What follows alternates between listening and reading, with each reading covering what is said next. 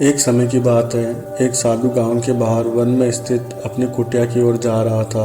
रास्ते में बाजार पड़ा। बाजार से गुजरते हुए साधु की दृष्टि एक दुकान में रखी ढेर सारी टोकरी पर पड़ी। उसमें खजूर रखे हुए थे। खजूर देखकर साधु का मन ललचा गया। उसके मन में खजूर खाने की इच्छा जाग उठी, किंतु उसके पास पैसे नहीं थे। उसने अपनी इच्छा पर नियंत्रण रखा और कुटिया चला आया। कुटिया पहुंचने के बाद भी खजूर का विचार साधु के मन से नहीं निकल पाया और उसी के बारे में सोचता रहा। रात में भी वह ठीक से सो नहीं पाया। अगली सुबह जब वह जागा तो खजूर खाने की अपनी इच्छा की पूर्ति के लिए पैसों की व्यवस्था करने के बारे में सोचने लगा।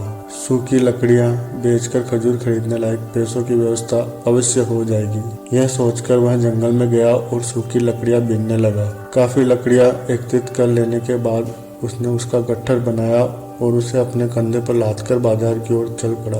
लकड़ियों का गट्ठर भारी था, जिसे उठाकर बाजार तक की दूरी तय करना आसान नहीं था, किंतु साधु चलता गया। थोड़ी देर में उसके कंधे में दर्द होने लगा, इसलिए विश्राम करने वह एक स्थान पर रुक गया। थोड़ी देर विश्राम कर वह पुनः लकड़ियां उठाकर चलने लगा। इसी तरह रुक रुक कर किसी तरह वह लकड़ियों के गट्ठर के साथ बाजार पहुंचा। बाजार में उसने सारी लकड़ियां बेच दी।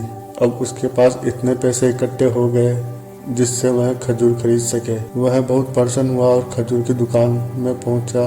सारे पैसों से उसने खजूर खरीद लिए और वापस अपनी कुटिया की ओर चल पड़ा। कुटिया की ओर जाते जाते उसके मन में विचार आया कि आज मुझे खजूर खाने की इच्छा हुई, हो सकता है कल किसी और वस्तु की इच्छा हो जाए। कभी नए वस्त्रों की इच्छा जाग जाएगी तो कभी अच्छे घर की, कभी स्त्री और बच्चों की तो कभी धन की। मैं तो साधु व्यक्ति हूँ, इस तरह तो मैं अपनी इच्छाओं का दास बन जाऊंगा। यह विचार आते ही साधु ने खजूर खाने का विचार त्याग दिया।